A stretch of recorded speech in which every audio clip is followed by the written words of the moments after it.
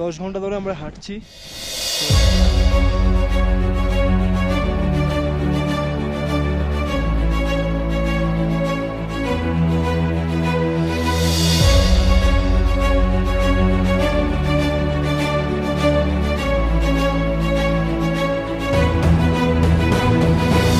এখন 10 ঘন্টা আমি হাঁটতে পারবো। So let's see. আবারও বিশ্বজয় বাঙালির। ইউরোপের সর্বোচ্চ পর্বতশৃঙ্গের মাথায় উঠল ভারতের জাতীয় পতাকা। অনেক চ্যালেঞ্জের মুখোমুখি হয়েও সমস্ত জয় করে ভারতের জাতীয় পতাকা ইউরোপের সর্বোচ্চ পর্বতশৃঙ্গ মাউন্ট এলব্রুজের ওপরে উড়িয়ে দিলেন উত্তরপাড়ার বাঙালি ছেলে পর্বতারোহী শুভম চ্যাটার্জি ওরফে রনি।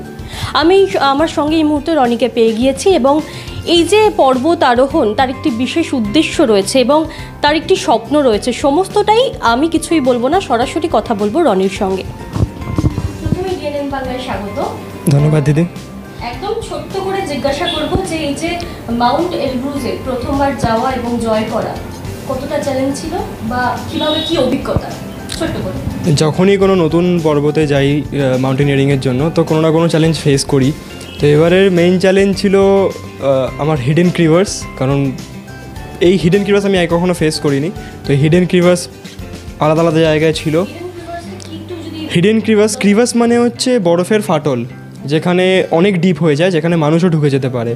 তো ক্রিভার্স ক্রস করার এক্সপিরিয়েন্স আমার আগে থেকেই ছিল, কিন্তু এই হিডেন ক্রিভার্স মানে হচ্ছে তার উপরে একটা বরফের লেয়ার পড়ে যায়, আপনি পা দিলে ওটা ঢুকে যায়। তো এটা একটু ডেঞ্জারাস ছিল, বাট আমাদের যে গাইড ছিলেন উনি এক্সপিরিয়েন্স ছিলেন, তো উনি মোটামুটি জানতেন কোথায় কোথায় পা দিলে কী হতে পারে। তাও আমাদের একজনের পা ঢুকে গেছিলো, বাট তাই যাই হোক, এটাই আমাদের মেন চ্যালেঞ্জ ছিল। আর আমার ক্ষেত্রে মেন চ্যালেঞ্জ যেটা আমার লেগেছে সেটা হচ্ছে ভাষা, কারণ রাশিয়ানরা 90% লোক ইংরেজি বোঝে না, তারা লোকাল রাশিয়ান ভাষাতেই কথা বলে। তো ওখানে আমি গুগল ট্রান্সলেটারে কথা বলতাম সবার সাথে। আর একটা ছেলে ছিল, সে অল্প বিস্তর ইংরেজি জানতো, আর আমিও সেই অল্প বিস্তরই রাশিয়ান জানতাম, সেভাবে কথা হতো। এই দুটোই মেন চ্যালেঞ্জ ছিল। অবশ্যই অবশ্যই মজার, প্লাস এটা বাইরে গিয়ে নতুন লোকের সাথে মানে আত্মীয়তা হয়ে যাচ্ছে, সেটাও একটা বড় অভিজ্ঞতা আমার ক্ষেত্রে। এটাই ছিল। আচ্ছা, আমরা যেটা জানি যে তুমি এর আগেও কিলিমাঞ্জারোতে গিয়েছিলে এবং সেটা জয় করেছো, এবং এর একটা বিশেষ কারণ রয়েছে যেটা আমরা জানতে পেরেছি। সেটা কি, মানে এই যে বিভিন্ন জায়গায় পর্বত ভারতীয় তো রয়েছে এবং বিদেশের পর্বতগুলো, কি উদ্দেশ্য বা স্বপ্ন রয়েছে? আমার স্বপ্ন রয়েছে আগামী 3 বছরের মধ্যে পৃথিবীর 7টা মহাদেশের সর্বোচ্চ শৃঙ্গ এবং সর্বোচ্চ ভলক্যানো যা আছে, তো এগুলোকে আমি জয় করে একটা গিনেস বুক অফ রেকর্ডে নাম বানাতে চাইছি। এবার দেখা যাক কতদূর কী করতে পারি। অল্প সময়ের মধ্যেই তো বলতে পারেন, কারণ 2 বছরের মধ্যে, আর 2 বছর 2024 চলে গেলে 25 আর 26, 2 বছরের মধ্যে পুরোটা কমপ্লিট করা একটু তো চ্যালেঞ্জিং। আচ্ছা, এই যে পর্বত আরোহণ বা এই যে বিষয়টা, মানে কোথেকে শুরু হলো বা এর ইন্সপিরেশন যদি ইন্সপিরেশন বলতে সবার মুখে ট্রেকিং শুনতাম, তো ওই জন্য আমি মাধ্যমিক দিয়ে, বাড়ির সাথে ডিলই ছিল আমার, মাধ্যমিক দিয়ে সবার ফার্স্ট যেটা করবো সেটা হচ্ছে ট্রেকিং। তো এটা ট্রেকিংয়ে গেলাম, তো গিয়ে দেখলাম যে ব্যাপারটা বেশ আলাদা, মানে ট্রাভেলিং থেকে আলাদা, মানে অনেক দিক থেকে আলাদা, আরও বেশি নেচারের কাছে আসতে পারা যায়। তারপর আরও 2-1টা করতে করতে নেশা লেগে গেল, এখন নিজেই বুঝতে পারলাম না। তারপর তো বেরিয়েই যাচ্ছি, মাসে একবার অলমোস্ট বেরিয়ে যাচ্ছি, এত বাজে নেশা লেগে গেছে। ইন্ডিয়ার প্রচুর হয়ে গেছে, আর বাইরের মধ্যেই আফ্রিকা আর ইউরোপ দিয়ে শুরু করলাম, এবার আমি ওশিয়ানিয়া প্ল্যান করছি, দেখা যাক। সেটা কি এই বছরই? অবশ্যই, 2 মাস পর। আচ্ছা, যে এই যে করছো, মানে এর পেছনে একটা মহৎ উদ্দেশ্য যেটা রয়েছে সেটা মহৎ উদ্দেশ্য বলতে প্রত্যেকটা ক্লাইম্ব আমি কিছু না কিছু একটা সোশ্যাল মেসেজ দিই প্রত্যেক ক্লাইম্বের শেষে। তো কিলিমাঞ্জারো যেটা আমি ক্লাইম্ব করেছিলাম সেটা আমি ডেডিকেট করেছিলাম আমাদের সমাজের থার্ড জেন্ডারদের,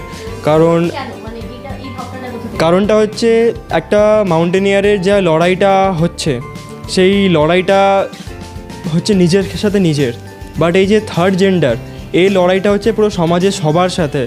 তো এটা অনেক বেশি চ্যালেঞ্জিং বলে আমি মনে করেছিলাম। তো আমি ওই জন্য ভেবেছিলাম যে আফ্রিকার পর এইটা ক্লাইম্বটা তাকে ডেডিকেট করব। আর সেকেন্ড আমি ইউরোপটা ডেডিকেট করতে চাইছিলাম সে সকল ডিফারেন্টলি এবেলড পার্সনদের, কারণ তারাই মানে আমিও নিজে এককালে অ্যাক্রোফোবিক ছিলাম, তো সেখানে দাঁড়িয়ে সেটাকে ওভারকাম করে একটা ইউরোপের হাইয়েস্ট পিক অ্যাচিভ করা, আমি মনে করি যে এটা তাদের ডেডিকেট করাই সব থেকে বেশি ভালো। তো তাই তাদের ডেডিকেট করা। আচ্ছা, এখনো পর্যন্ত মানে এই যে জয়পুরে এসেছো, এরপরে মানে আমাদের দেশের তরফ থেকে বা সরকারের তরফ থেকে কোনো রকম সম্বর্ধনা বা কি? আমি আপাতত পেয়ে গেছি উত্তরপাড়ার যে আমাদের চেয়ারম্যান দিলীপবাবু।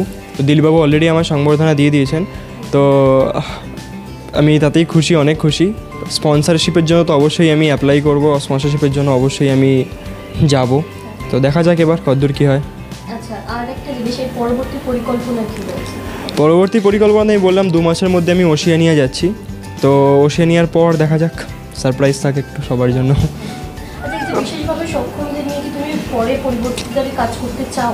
আমি এখনও কাজ করছি বর্তমানে। আমি অনুভূতি নামে একটা এনজিওর সাথে যুক্ত, যেখানে তারা ডিফারেন্টলি এবল পার্সনদের সাথে একটা কালচারাল প্রোগ্রামও করেছে খুব সুন্দরভাবে। তো আমি তাদের নিয়ে একটা ট্রেকিংও করতে চাই, যেটা আমার একটা খুব প্ল্যান রয়েছে, কারণ এই ট্রেকিং জিনিসটাতেই আমি ভালো। তো যদি আমি তাদের নিয়ে একটা ট্রেকিং করতে পারি আমার খুব ভালো লাগবে। সো প্ল্যান চলছে, এবার দেখা যাক, কারণ ট্রেকিং তো মুখের কথা নয়, তো অনেক কিছু প্রিপারেশন লাগে। So let's see. আচ্ছা, এই যে এলব্রুস জয় করা, এটা তো ভারতীয় হিসেবে তুমি প্রথম? না, ভারতীয় হিসেবে প্রথম বলতে উত্তর দিক দিয়ে উঠে পশ্চিম এলব্রুস জয় করে, উত্তর দিক থেকে নামার দিক থেকে আমি প্রথম। কারণ সবাই ইউজুয়ালি সাউথের দিকটা প্রেফার করে, বিকজ সাউথটা কেবিল কার্স আছে আপনার, প্লাস স্নো মেশিনস আছে, প্লাস ওখানে থাকার জন্য হাট আছে, অনেক কিছু ফেসিলিটিস আছে। তো সবাই এই জন্য সাউথ বেশি প্রেফার করে, বাট আমি নর্থের দিক থেকে করছিলাম। বেশি প্রতিকূলতাটা বেশি নর্থে, মানে অ্যাডভেঞ্চারের জন্য নর্থের দিকটা, ওই জন্যই আমি করেছিলাম।